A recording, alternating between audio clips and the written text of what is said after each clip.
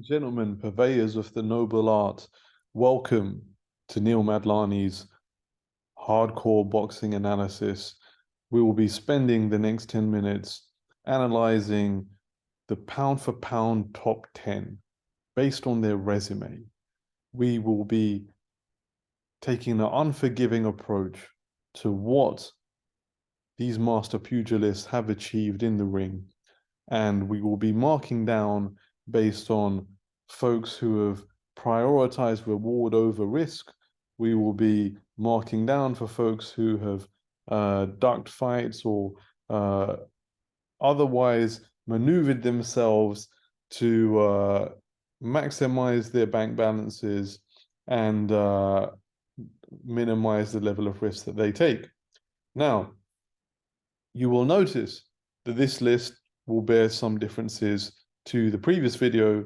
And if you haven't seen it, doesn't make any difference. You can watch it afterwards, which looks at fighters based on an eye test, right?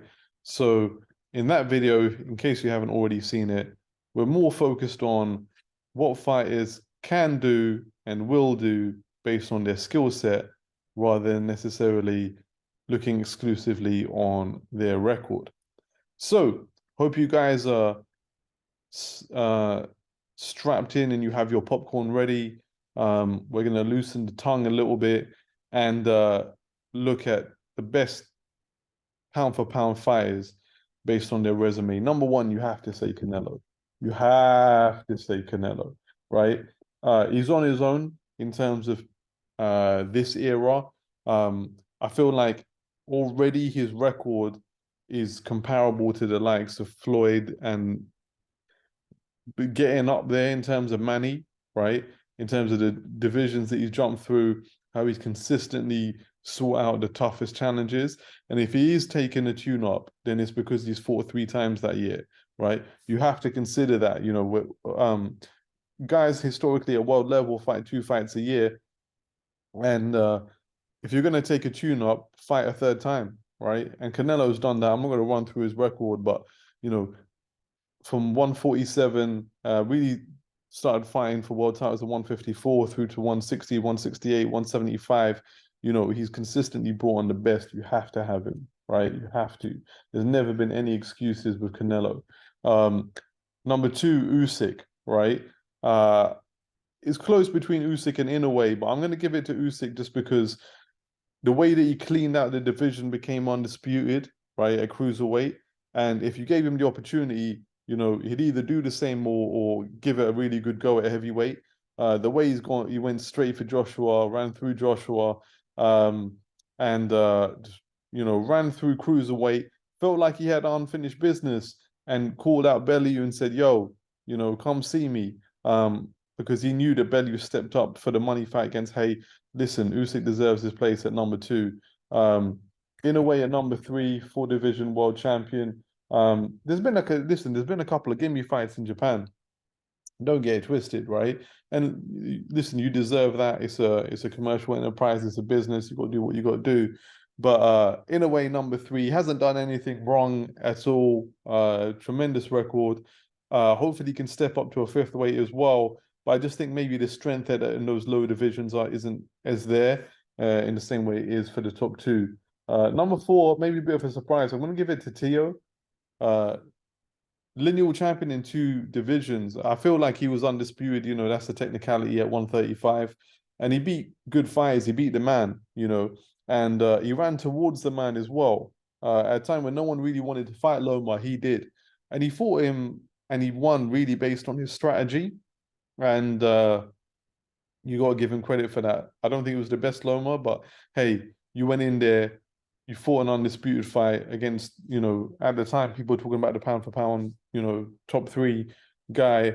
And then you repeat the trick against Taylor. Again, maybe it wasn't the best Taylor, but listen, you fought 2 lineal champions. And if it wasn't for Taylor giving up the belts, then he would have been the first 2-weight undisputed guy. So I feel like you got to give it to Tio. And you know, the loss that he had, it was a very close fight. He should have been in the hospital that night. He shouldn't have been fighting.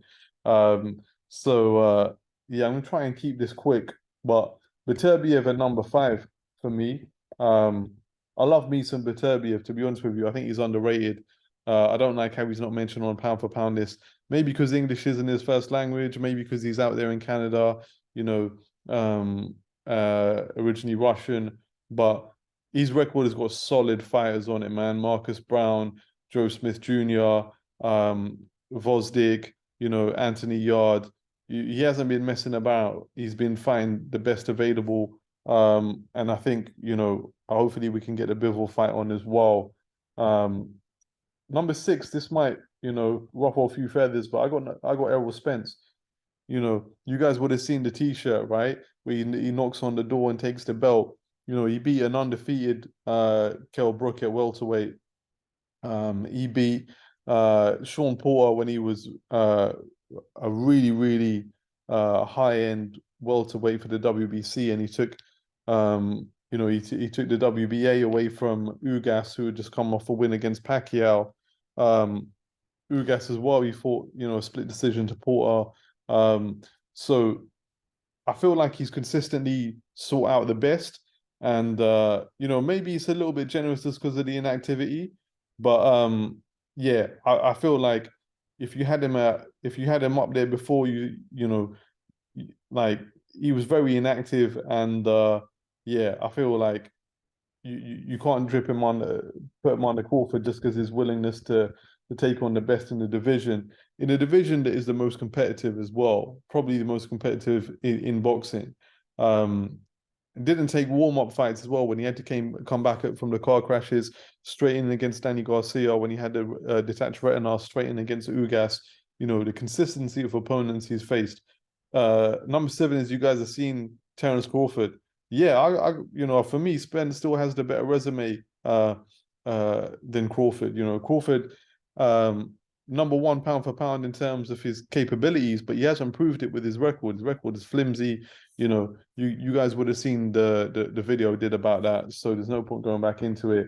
You get marked down for waiting until guys are old, inactive, and weight trained.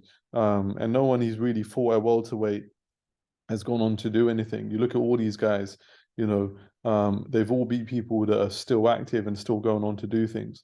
And Crawford hasn't. So I got Taylor at number 8.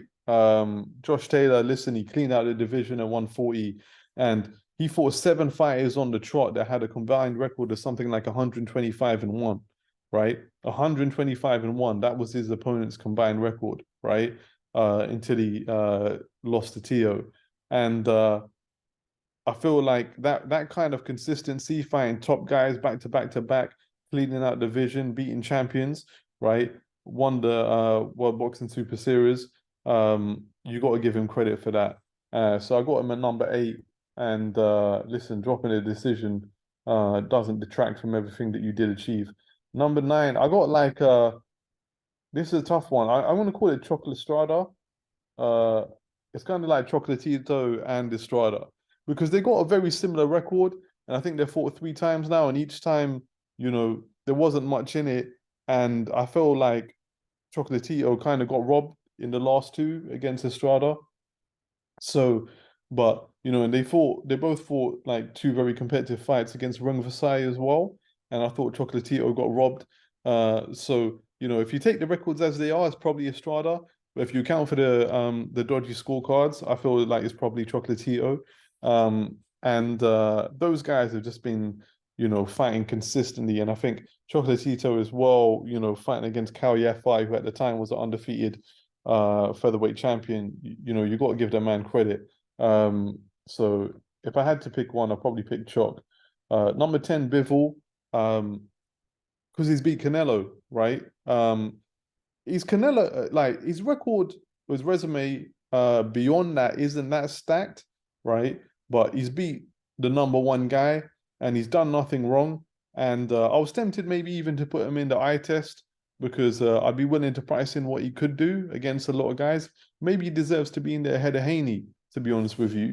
Like that 10th spot in the eye test list, that could be Tio, that could be Bivol, right? Let me know what you guys think, right? But I definitely feel like Bivol deserves slot somewhere on here. I feel like he hasn't necessarily worked hard enough to make the big fights. You know, when you're someone who's not a massive draw but is very good, you know, your promoters are willing to do what they tell you. If you're a massive draw, you're a money maker, yeah, promoters aren't willing to risk you. But I don't think that's the case for Bivol. I think if you really wanted to make big fights, if you really wanted to have fought Beterbiev before now, that fight could have happened. Yeah, deserves his spot. Great fight, great win over Canelo. Um, but yeah, that's the list. Let me know what you guys think. Let me know the ones you disagree with. For me, it's pretty high conviction, apart from maybe this one here. Maybe this could be somebody else. Um, and maybe even this one here. But the rest of them, let me know what you guys think. Peace.